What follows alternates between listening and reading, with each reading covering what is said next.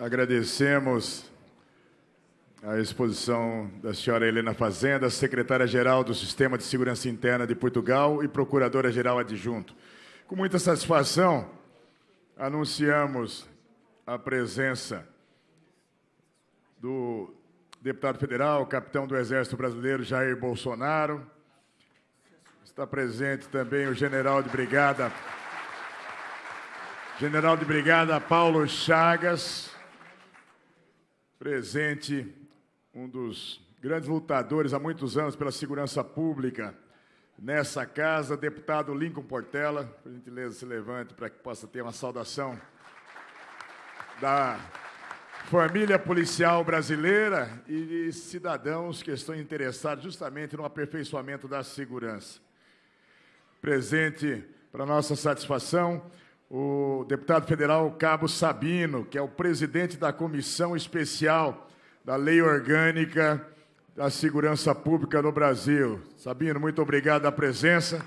Para dizer a assistência, o evento idealizado pelo nosso irmão subtenente Gonzaga já alcançou hoje mais de 30 parlamentares se revezando entre as comissões temáticas, comissões parlamentares de inquérito, justamente em apoio e preocupação que o tema traz para a sociedade brasileira. Isso já demonstra o sucesso do evento e os reflexos daqui que serão sentidos notadamente nas votações no plenário para substancial alteração na segurança pública do nosso país.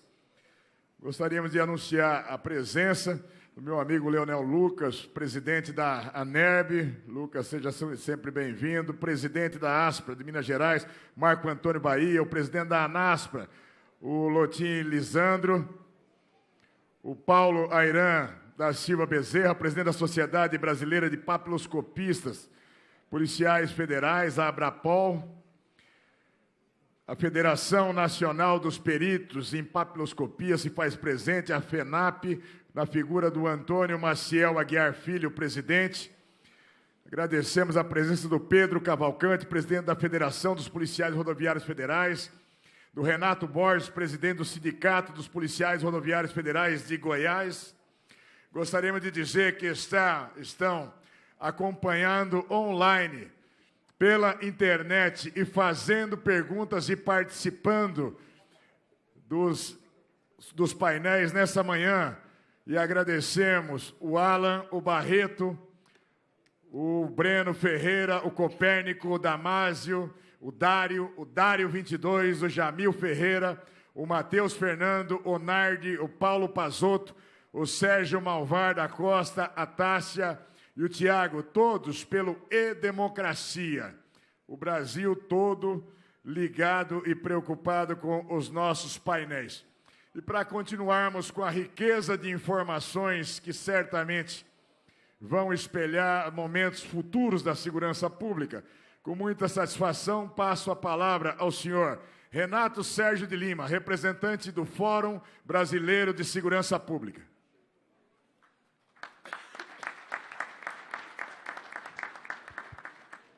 Bom dia a todas e todos. Como todos fizeram, mas eu acho que é fundamental a gente reiterar o agradecimento ao subtenente Gonzaga não só pela capacidade de mobilizar tantas pessoas aqui, tanto aqui como no auditório ao lado, mas pela pluralidade que ele conseguiu montar a partir dessa mesa, né? Vejo aqui bombeiros do Distrito Federal, policiais de Goiás, policiais rodoviários federais, policiais militares de Minas Gerais, então, policiais militares do Distrito Federal, enfim, uma composição bastante interessante, mas também dando voz para outros segmentos, como, por exemplo, a universidade, como falará. São Paulo está lá no fundo. São Paulo está lá no fundo também, então eu ia falar do Major Olímpio de São Paulo. Mas a ideia de dar voz para vários segmentos. As universidades, o professor Eduardo Batitucci, da Fundação João Pinheiro, e a professora Ludmila Ribeiro, da UFMG, também estão aqui, de movimentos sociais, como o Almir Laureano, que é o vice-presidente do CONASP, e, de algum modo, da onde nasceu essa energia, junto desse diálogo com o Gonzaga, que, de alguma forma, desde 2009, estamos todos aqui tentando percorrer um caminho de modernização da segurança pública. E também da sociedade civil, como o Tião e a Carolina aqui, que também estão presentes. Acho que isso é o que dá riqueza para esse debate, e, como eu vou mostrar, é o que, de alguma forma, cria o ambiente e a possibilidade da gente avançar depois de uma agenda tão interditada como essa da segurança pública.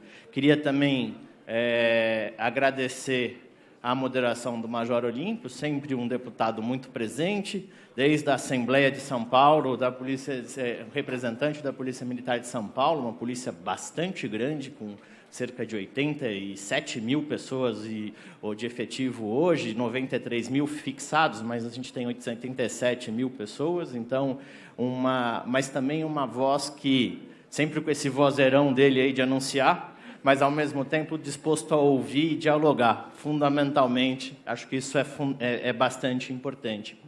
Eu queria, antes de qualquer coisa, aceitar o convite que o subtenente Gonzaga fez de tentar dar um tom o mais informal possível, porque aqui eu vou falar de Brasil, vou falar de coisas que quase todos nós aqui já estamos cansados de saber, mas é sempre para construir uma narrativa importante em relação à segurança pública.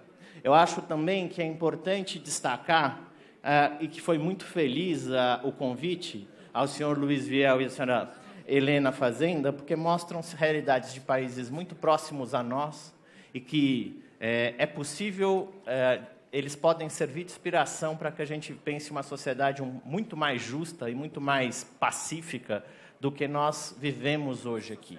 Nós não vivemos só medo, nós não vivemos só crime, nós vivemos um cenário de violência endêmica e que, de algum modo, nos afeta diretamente. Eu sempre faço alguma intervenção, e aí a gente pode, no debate, dizer que a gente não pode pedir racionalidade para o crime organizado ou para o crime comum. Crime é crime, a gente tem que identificar e punir o criminoso. Mas a gente pode pedir, sim, racionalidade e pensar como que o Estado trabalha com essa questão. E acho que é isso que a gente está fazendo aqui. A gente tem que trabalhar, de algum modo, para modernizar a segurança pública brasileira, na ideia de fazer com que a gente tenha o artigo 5º da Constituição na sua integralidade, respeitar e garantir direitos, fazer com que a população tenha uma vida digna e em paz. Então, isso é bem importante. E é um pouco o que o Fórum Brasileiro de Segurança Pública tem feito, que nada mais de uma grande rede que congrega policiais, representantes de movimentos sociais, pesquisadores universitários, em torno de uma agenda de modernização da área, a partir de duas apostas fundamentais. Uma, a radicalização da transparência e da circulação de conhecimento qualificado, e a segunda, da aproximação de segmentos. Muitas vezes a gente fala as mesmas palavras aqui, com significados completamente diferentes. O nosso papel então, vamos tentar conseguir pontes, traduções, possibilidades de diálogo para a gente fazer avançar, e é por isso que eu fico bastante feliz com a iniciativa do Gonzaga de tentar dar um salto adiante em relação à ideia do ciclo completo. Enfim, como que a gente pode caminhar a partir da ideia do ciclo completo é, sem dúvida nenhuma, um pouco como o ponto de partida da discussão, mas que se conecta com várias iniciativas que essa casa está tendo nessa legislatura em relação ao combate da violência contra segmentos específicos da população, que, de algum modo, a gente não pode perder de vista que a gente está falando de uma questão fundamental, de um serviço fundamental que está sendo provido. E que, no limite, está sendo provido de forma ineficiente, onde tanto a população está sendo vítima, como os próprios policiais na ponta também estão sendo vítimas. Então, sem nenhum tipo de maniqueísmo de fazer a defesa de A ou de B. Nós vemos hoje que as vítimas somos todos nós brasileiros. Acho que isso é fundamental que a gente tem que pensar.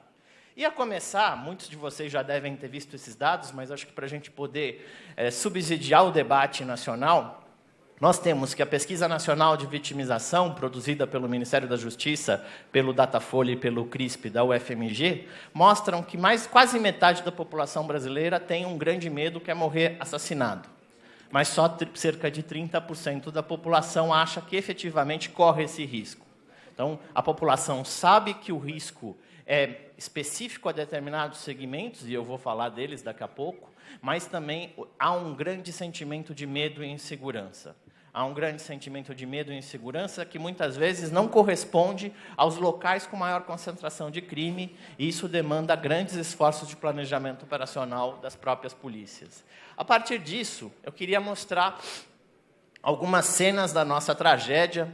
É até constrangedor falar isso após os representantes do Chile e de Portugal mostrarem que vivem situações muito diferentes no que diz respeito às taxas de violência contra a pessoa, de criminalidade letal, mas, infelizmente, esse é o nosso quadro e a gente se acostumou com esse cenário, que, de algum modo, a gente precisa fazer revertê-lo, e eu acho que a iniciativa de hoje aqui é um passo importantíssimo para que a gente faça isso. Então, nós, no Brasil, temos uma pessoa assassinada a cada 10 minutos. Como disse a mensagem do presidente dessa casa, nós temos, na realidade, se a gente pensar, dependendo do número que vai ser calculado ou da fonte utilizada, nós temos 53 mil pessoas assassinadas, e tanto por homicídios como por latrocínios no país em 2013, se a gente usar o sistema da área da segurança pública, mas se a gente considerar todas as mortes suspeitas, enfim, os crimes que a gente tem evidência de que são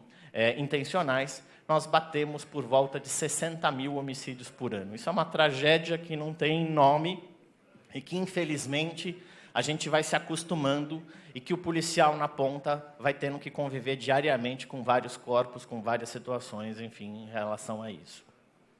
Enfim, nós temos um trabalho muito grande pela frente, até mesmo porque o Brasil está sendo provocado, nos próximos meses, a aderir às metas de desenvolvimento sustentável da ONU, que vão substituir as metas do milênio, e o país tem como assumir um compromisso grande, e a gente tem que dialogar qual é o tamanho desse compromisso, mas uma das formas até de pensar e fortalecer a ideia do ciclo completo é fortalecer a ideia de um ciclo completo para que a gente tenha maior eficiência na prevenção e no enfrentamento de um crime como o homicídio. Por que a gente fala homicídio? Porque ele, na prática, ele potencializa vários outros, mas ele não fica exclusivamente, ele não é uma questão exclusiva, a gente não é um foco exclusivo, nós temos várias outras situações. Os crimes contra o patrimônio, como chamou a atenção a representante de Portugal também, são os problemas, eu vou mostrar alguns dados, mas, no limite, o homicídio ele pode ser visto como uma boa tradução do tamanho do nosso desafio. Se as instituições do sistema de segurança e justiça se mobilizarem em torno do homicídio, nós, com certeza, teremos efeitos positivos, benéficos, em toda a cadeia. E, para isso, a gente precisa melhorar todo o rol de atividade da polícia, e não só. Porque aqui uma das questões que é importantíssimo, e eu tenho destacado isso, e peço desculpa para repetir, porque são alguns mantras necessários, que segurança pública é, sobretudo, polícia, mas não é só polícia. É também uma série de outras instituições do sistema, ministérios públicos, defensorias públicas, poder judiciário, sistema prisional, mas também é, muitas vezes, como que a gente articula políticas públicas de forma mais ampla de prevenção. Então, quando a gente está falando de segurança pública, a gente está falando de uma questão bastante grave, que é como que a gente, e a experiência de Portugal e Chile mostra isso para a gente, que é um grande esforço de coordenação das políticas públicas voltadas à prevenção da violência e enfrentamento do crime. Se a gente não pensar dessa forma, a gente já parte com um bastante prejuízo e numa enorme desvantagem. Se a gente não pensar coordenação e articulação, a gente vai ficar falando para um cenário cada vez pior. Então, a média mundial é de 6,2, isso para os dados disponíveis da ONU, do Escritório da ONU para Crime e Drogas, o ONU-DC, ainda por isso os dados um pouco mais desatualizados, 2012. 6,2 homicídios para cada grupo de 100 mil habitantes, e o Brasil está com 24,3, 25, a depender da fonte. Nós temos que 72%, no caso se você pegar um público muito específico, que são as mulheres, 72%, eu até ia mostrar com as aliás, não está mostrando, né? Agora que eu vi que algum problema lá eu estou mostrando os dados e aí não está aparecendo. Agora sim.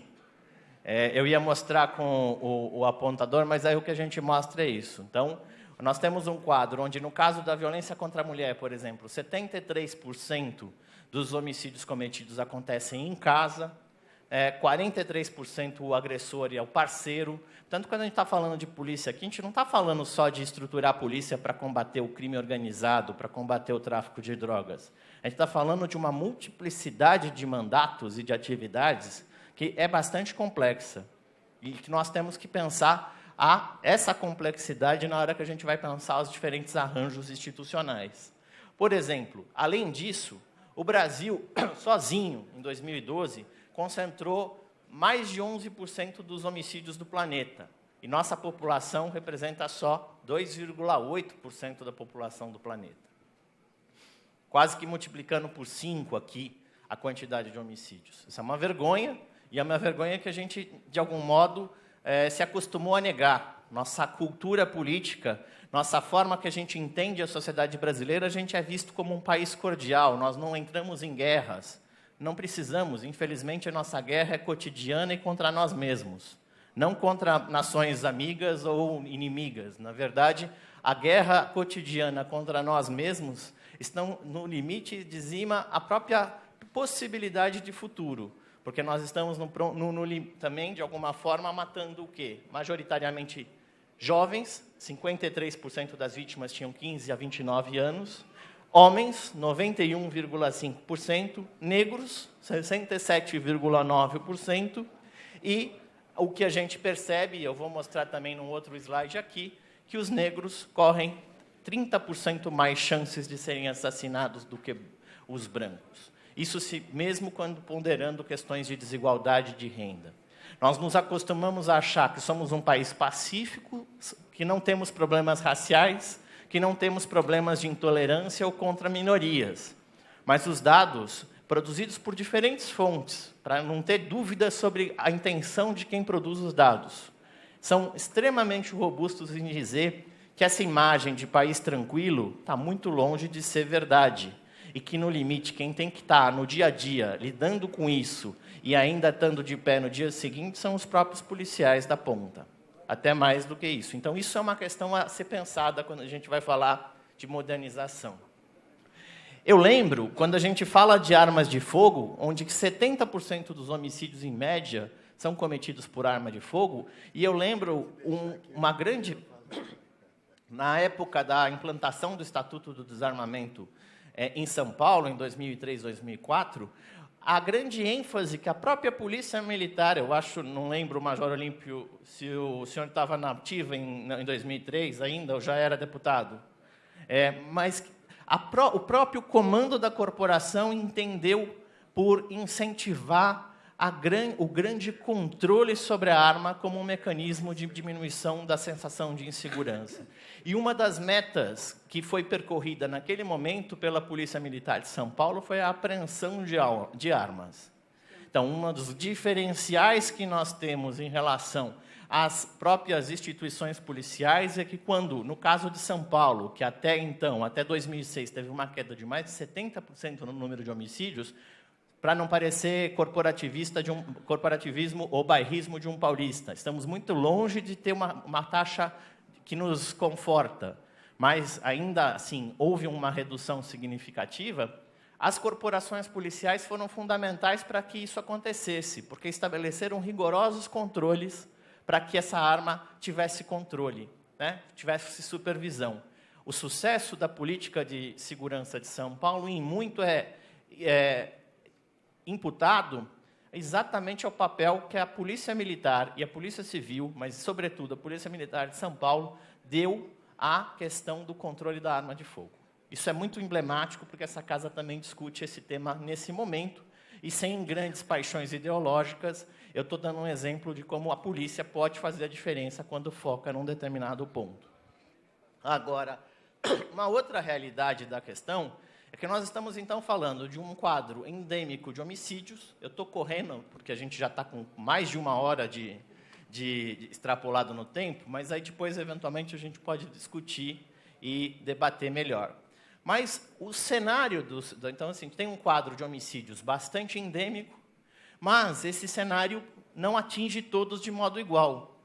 Se nós temos uma taxa altíssima, nós temos 60 mil homicídios por ano, como eu disse, majoritariamente homens, jovens e negros, mas esses homens, jovens e negros também estão distribuídos territorialmente de forma diferente. Isso significa tentar identificar pontos aonde o trabalho da polícia, e não só da polícia, mas do Estado como um todo, pode ter um efeito muito mais benéfico na hora que você vai pensar estratégias de prevenção.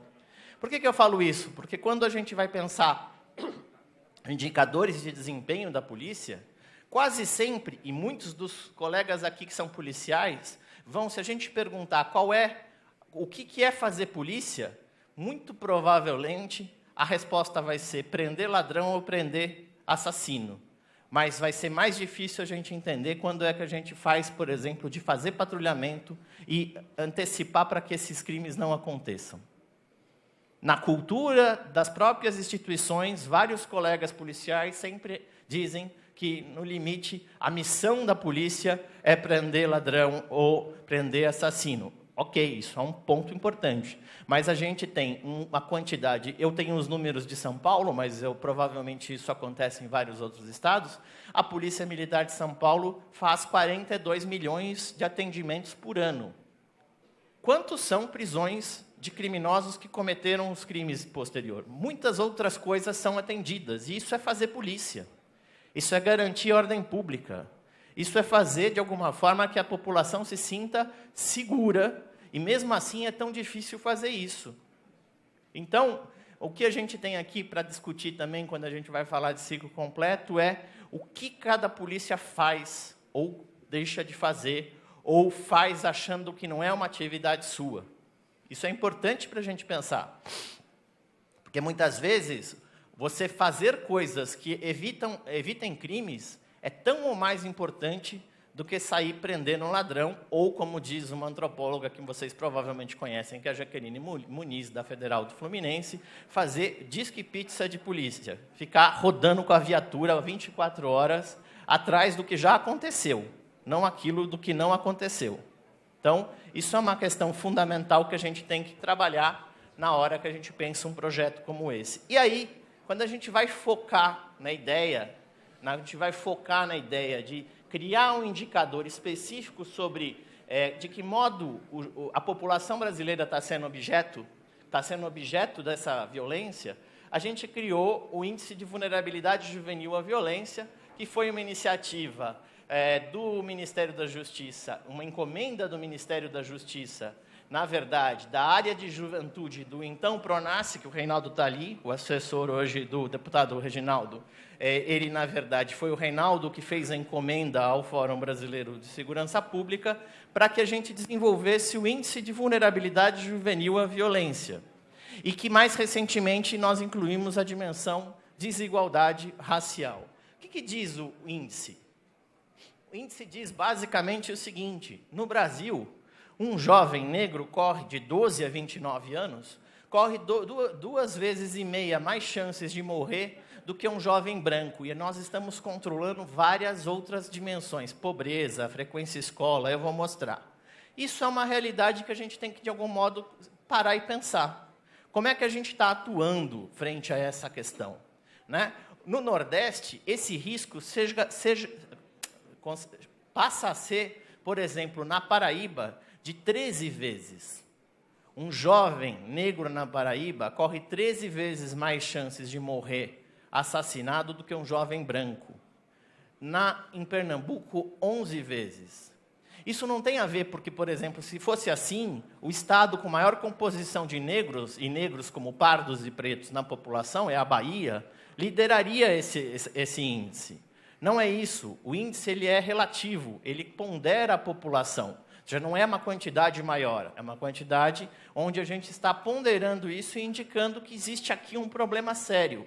Há um risco maior, onde jovens, e a gente pode fazer grandes análises históricas, políticas, institucionais, jovens negros correm mais riscos que jovens brancos. E aí, uma questão importante. O Distrito Federal, que digamos, é um lugar onde todo mundo sabe que é mais, em termos de taxas gerais de violência, são mais baixas, e eu estou falando do Distrito Federal, não necessariamente o seu entorno, onde temos problemas sérios, mas estou falando do Distrito Federal. O risco de um jovem negro morrer é de 6 vezes em relação ao jovem branco. Mas olha como é interessante uma simulação que nós fizéssemos. Se nós tivéssemos políticas públicas que ajudassem a reduzir esse cenário, e o que eu falo do IVJ? O IVJ é um indicador que vai tentar mensurar indicador de mortalidade por homicídio, por acidente de trânsito, frequência escola e situação de emprego, pobreza, desigualdade e esse risco relativo. Se nós zerássemos o risco e a probabilidade de negros e brancos fosse idêntica, o que acontece? Distrito Federal seria a unidade da federação aonde nós conseguiríamos ter a maior redução proporcional da vulnerabilidade juvenil à violência. Isso é com mais de 9 pontos, seguidos de Alagoas, por exemplo. O que eu estou chamando a atenção aqui? Polícia não vai resolver problema que é de natureza mais ampla de social, econômico. Muitas vezes é chamado, é só ver, por exemplo, as declarações do secretário Beltrame no Rio de Janeiro, para saber que os graves problemas que nós temos em relação às condições mais macroeconômicas e institucionais do país não são resolvidas chamando a polícia. Mas, sem dúvida nenhuma, a polícia tem uma enorme responsabilidade em dizer o que é prevenção e enfrentamento dessa violência. Por quê? Um dado que choca, e em relação ao que o IVJ mostrou, é que os jovens negros, a taxa de homicídios dele é 145% superior à dos jovens brancos. E nós poderíamos entrar aqui numa enorme discussão regional, mas isso remete a uma outra questão que eu quero chamar, já puxando para a discussão do ciclo completo. Eu fiz esse panorama, os dados estão à disposição no site do fórum, de alguma forma eles já são conhecidos a partir do anuário, que tem uma repercussão. Mas uma discussão que tem a ver com o ciclo completo, a gente caminha para o debate sobre desarticulação, seletividade e precariedade no acesso à justiça. O que eu quero dizer com isso? Hoje, segundo a Estratégia Nacional de Segurança Pública, nós temos uma taxa média de esclarecimento de homicídios, e eu estou falando de homicídios, de 8%. Alguns estudos mostram que no Distrito Federal seria 69%, outros 22% em São Paulo, inclusive da própria Ludmila que está ali. Então, assim, esse número vai oscilando. Mas a taxa média é que os homicídios no país, lembrem, daqueles 60 mil por ano, só 8% são esclarecidos. Daqui a pouco eu vou dizer isso, vocês já imaginam, pela própria experiência do cotidiano de vocês, que o que é esclarecido é aquilo que foi pego em flagrante.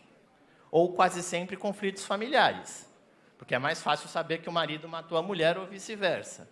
Tudo que exige investigação e tudo que exige investimento mais sofisticado em colheita de provas complica a nossa vida. Então, o que isso mostra? Nós temos um enorme problema de investigação. Nós fizemos agora uma pesquisa recente sobre investigação no Distrito Federal, em São Paulo e em Minas Gerais, e a discussão, um exemplo claro, a doutrina de investigação criminal no país é vista como sinônimo de inquérito policial, Código de Processo Penal, e não como uma prática, como uma ciência que pode ter como que você elucida um crime. Aqui nós temos uma série de ruídos. A Polícia Militar tem que preservar o local, até a chegada de uma unidade da Polícia Civil. Isso não quer dizer que a Polícia Civil chegou, porque a autoridade policial tem que se deslocar para lá, o delegado de polícia tem que chegar para lá. Aí tem que requisitar a perícia. Quem que pode requisitar a perícia? É a policial militar que está lá, que pode chamar pelo Copom e já acionar, ou tem que ser o delegado que vai chamar? Enfim, nesses ruídos que vocês conhecem bem no dia a dia, nós temos essa é a grande evidência. E uma evidência que é muito pior ainda, e que é mais dura, é que, por exemplo, a gente trabalhar com a ideia de ciclo completo, nós estaríamos respondendo apenas aquele pedaço onde está sombreado. Porque o nosso Código de Processo Penal é tudo aquilo